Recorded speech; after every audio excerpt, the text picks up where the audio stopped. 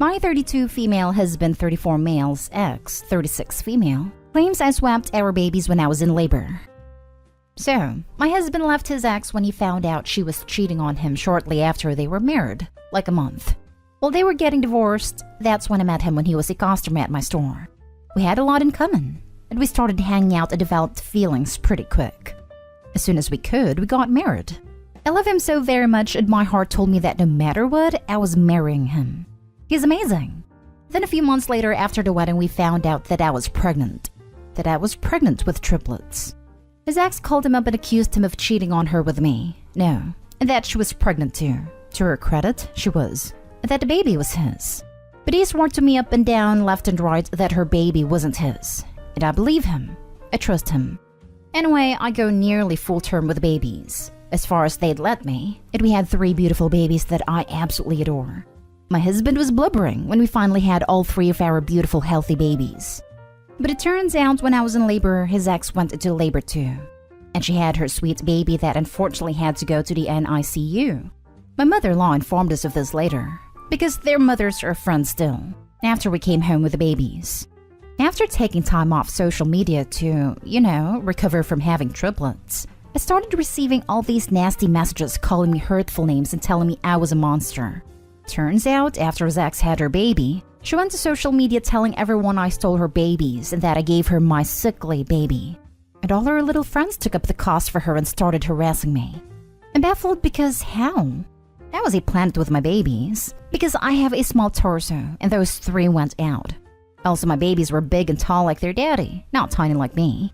She has demanded I give her babies back and to take her preemie baby, which I'm never going to do. And my husband has told her several times already. My brain is tired. I don't know what to do. Does anyone have any advice for me, please? Now for the top advice. Call the police and get a restraining order and a lawyer. She's screwed in the head. Yes, this immediately. She's not well. I would be very, very wary of her. I would also cease communication with her immediately. Yup, block everywhere and get the cops involved. Thankfully, my ex's new wife swapped my 3 healthy babies with this one. Sounds pretty crazy. Call the police and ask them to do a welfare check. That the baby she's currently taking care of needs to be checked. If she has psychosis, then that baby needs to be taken in by someone else whilst she gets help. Show the police everything and tell them you are scared that this child is in the house of someone who sounds like she's going through psychosis. I would definitely get a restraining order. And make sure you block all contact with her on social media. Block anyone who tries to contact you. This definitely sounds like postpartum psychosis. Very sad and very scary. Hope she gets help and that baby stays safe. People don't realize how much hormones and pregnancy can cause severe mental health issues. 100%. I had a patient who had PPP. She ended up ending her newborn, went to the top of a building, and jumped off of it. She survived, but ended up having her 2 other kids taken off of her. It has been told that if she has kids in the future, they'll be immediately taken off of her. It's sad and it sucks, but this lady needs help. Info. Was a paternity test done on her child? My husband said she hasn't asked for a paternity test, but he would gladly do one if it will settle things. Next story. My sister found out our parents want to abandon her. I'm female 32, the oldest of 4. 2 of my siblings are adults with their own home/apartment, but my youngest sister is 10. My baby sister wasn't planned nor wanted by my parents, 65 female and 68 male, and they decided to leave raising her to us. We were 22, 18, and 17 when she was born. When I got my own apartment, they started leaving her with me for a few days a week because they needed a break. I'm not sure why none of us called CPS, so they're technically still her legal parents. A few months ago, they decided they wanted to let me adopt her so they could retire and travel. I wanted to take her to the beach for a girls' weekend and ask her about me adopting her on the trip. I was going to frame it as them being too old to take care of her to try to make it hurt less. But today she walked in on my parents talking about buying a tiny house and the whole thing came out. She's been extremely quiet and withdrawn since. Honestly, the best way I could describe this situation is that someone broke my sweet, bubbly, happy baby sister. I know she needs to go to therapy, but is there anything I can do to help her in the meantime? I doubt you'll be able to do anything to make her feel better. Just be there for her. But hold up a second. Your mother was 55 when she had her? Yes. The women in my family tend to be able to have kids later, but she was definitely a surprise to all of us. My grandma had my aunt at 55. I hope I'm menopaused by then. I'm so sorry for your situation, and so glad your sister has you. As a parent, here are my recommendations. 1. Get her therapy immediately. 2. Tell her every day that you love her, that she belongs there with you and you will always be there for her. 3. Make sure your parents are paying child support. Yes, the very least they can do is pay child support since they are the damn parents. They can just foist her off on someone else because they want to go play. Crappy parents. Raise the kid until she's 10 and then ditch her to play around the world. If you couldn't raise the kids, don't have the kids. Screw those people. She must be so absolutely heartbroken and scared. I would just take her home with you, if you can, and cut your parents off. She needs to know she's loved, and you will protect her. If you go and get her, are your parents really going to stop you? I'd also be worried about her hurting herself, so it might be best she can be with someone who loves her anyway. She's staying with me right now. She's so scared that I'm going to leave her too, so she's clinging to me while trying to keep her distance, and it's breaking my heart. Poor baby. My dad left me when I was 8. Obviously a different situation, but all I could say is just be there for her. Over time, she'll realize you're not going anywhere and hopefully she will come down a bit. Does she have a room at your place? Maybe doing up a space for her with things she has picked out and knows are hers will help. I know everyone is saying therapy for her, but I hope you're getting the support you need too. Next story is titled, My 30 female husband 30 male and in-laws seem to forget that I'm a person and not an incubator. I'm currently pregnant with our first child and my in-laws' first grandchild. Everyone seems to have an opinion on how I'm handling my pregnancy, and I understand they're just excited, but it's starting to feel like they've stopped seeing me as a person and think I'm just this golden incubator. I'm pretty much not allowed to do anything except for rest without everyone overreacting. Once, I was craving something my family used to cook, so I went to make it. And when my husband saw me, he freaked out and asked me why I didn't ask our cook to make it, and insisted I go lay down again. That's another thing. We now have a cook and a cleaner because he doesn't want me to worry about anything, but also wants to make sure I'm eating as healthy as possible. Another time we went on vacation with my in-laws, and when I went to get some of our luggage, they all freaked out and were acting like I would break if I just carried one bag. My mother-in-law is constantly forcing me to eat and drink things that are supposed to be good for the baby, and whenever I say no, she makes me feel guilty until I take it. Also, I've lost count of how many times I've been recommended not to eat something because they don't think it's good for the baby. Sometimes they all talk about me/the baby like I'm not even there. They have minded my child's entire future planned out and don't seem to realize I might actually not agree with some of their ideas. When I suggest we do certain things, they say things like, I'm not sure that's good for the baby. I know they're not doing any of this to be malicious, and they're just really excited about the baby, but it's making me feel horrible. I have a good relationship with my in-laws outside of this, and my relationship with my husband has been fantastic. So I would like to find a way to get them to stop, without hurting their feelings. Any advice on how to achieve this? Have you tried standing up for yourself and putting your foot down? Tell your husband to fire the cook, because you can cook for yourself. If you want. Tell your family you can carry a bag just fine. Tell them you'll eat what you want. You obviously have done research on what you shouldn't be eating, and you will make choices you feel is right.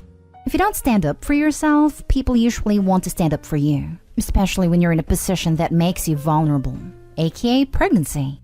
I wouldn't hold it against them for trying to help, but I think this is in big part of your fault for not setting boundaries. I've tried to, but I always end up feeling guilty and backing down. Again, consider it practice for when you're dealing with a stubborn toddler. They'll pull out all the stops too.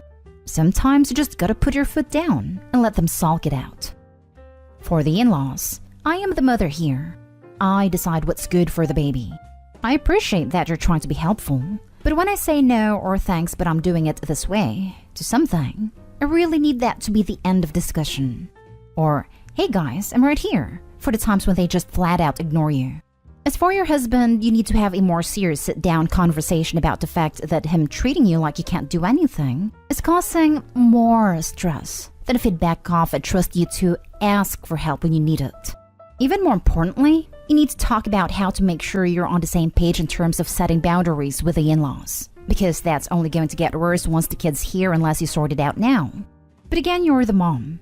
Take charge and start setting some rules. Sounds like this can be fixed with communication. First of all, on the resting front, it's super unhealthy. Pregnant women, with the exception of some complications, need to stay active. That's a well-documented fact, so you have it clear out there. If they argue with you, the line, "I have done plenty of my own research and I'm not prepared to put my baby at risk because of the opinions of others," is ready to go whenever you need it. In terms of food and drink, etc., just let them know you're following your doctor's recommendations. You can even make a joke about how if you listened to every piece of advice you ever received about what not to eat when pregnant, you'd starve. It's time to gently set boundaries and make it clear to everyone around you that your word is final on anything and everything related to your pregnancy and body. If anyone tries to guilt you, let them know that if they can't respect your decisions regarding your pregnancy without pouting, then you'll have no choice but to involve them less. Now for the last story. I'm hating my life since having a baby, and we don't know what to do. I never wanted kids. Husband didn't care either way. We're extremely happy and beyond love. I accidentally got pregnant 2 years ago and surprised myself with how excited I got. Hormones are a witch. I had a miscarriage, but decided I would go off birth control and let nature take its course. I got pregnant in October and was very neutral about the whole thing. It sucked, but I wasn't sick or anything, but still just wanted it to be over. Labor was fine. It was scheduled. Nurses were fab and my epidural was mint. No problems there. We had a baby at the end of July last year. We talked about how neither of us really felt the immediate deep love other parents talk about, which was fine. He was/is a super easy baby, and our lives didn't change that much.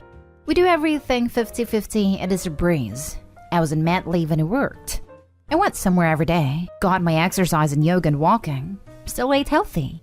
We still go out a lot, play sports, have a great support system, lots of babysitting, date nights, friends over, etc. Added information, I've never been depressed, and I'm a genuinely happy, bubbly person 98% of the time. Around month 5, I started crying a lot, really hating time with the baby. I think it's because he started moving that I had to actually pay attention to do things, and just wishing I was anywhere else but in my present situation.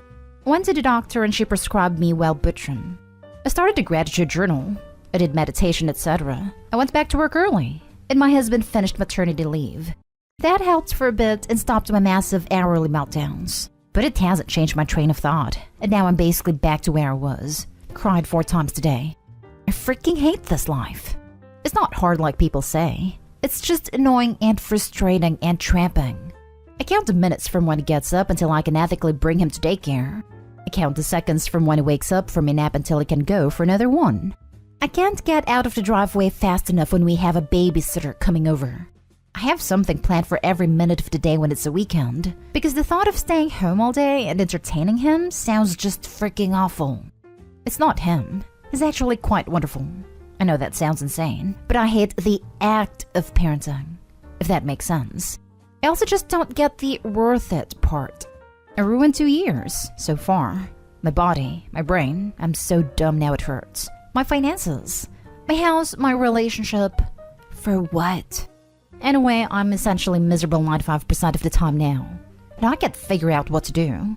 My husband just said 2 days ago the hardest part of having a baby is keeping you happy. And he's right. I can't keep living this way, and neither can he. We still can't keep our hands off each other mad, but it's just so terrible. I just wish I had done this with someone else so he would be having fun with it, not me as ruining it. I don't know if I'm looking for advice or maybe someone who feels the same way. Anything would help while I dream about running away. Edit. I'm in therapy, on medication, lots of communication with my husband/family/friends, and my baby would never know I'm not loving this. I'm trying to make this better. It's really human of you to just be open about all of this, and there's nothing wrong with you at all. Parenting's like anything else in that it can be crap. You sound like you're intelligent and attuned to your emotions, and you've got a good moral compass. Just that being a mother freaking sucks right now. And it's okay to just feel that.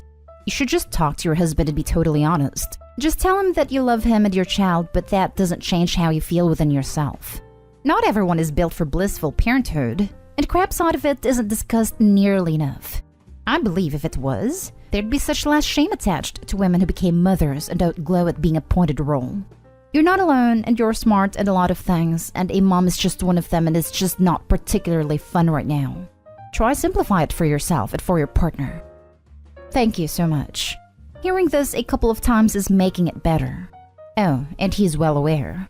The communication flows freely in this house. I do think there's a stigma around hating parenting, and it makes it so hard. Thanks. Just a reminder, this age is the hardest part. When they need you the most. I have a 13-month-old. I get it, he's into everything. But I take solace in the fact that it will keep getting easier. And then school starts. And they just become more independent and knowledgeable. You're allowed to not love it. You're allowed to be touched out. Take it easy and remember, The Muppet Show is streaming on Disney, but HBO has vintage Sesame Street. You're allowed to be touched out. This is a real thing. We often need to touch to feel loved, but with babies, they always need touch. You can be touched out. You can definitely need some space. Also, lots of parents don't actually seriously bond with their children until they can talk. That is totally fine. Sometimes being screamed at for every single need doesn't foster a loving, connected relationship. It gets easier the older they get. Keep your head up, OP. Babies are hard to raise, and honestly, people pretend it's more fun than it actually is. Maybe you will learn to get along with it as it grows up, as many parents do. Sounds like you need a group of adults to take the pressure off of being around a baby all the time. You're normal.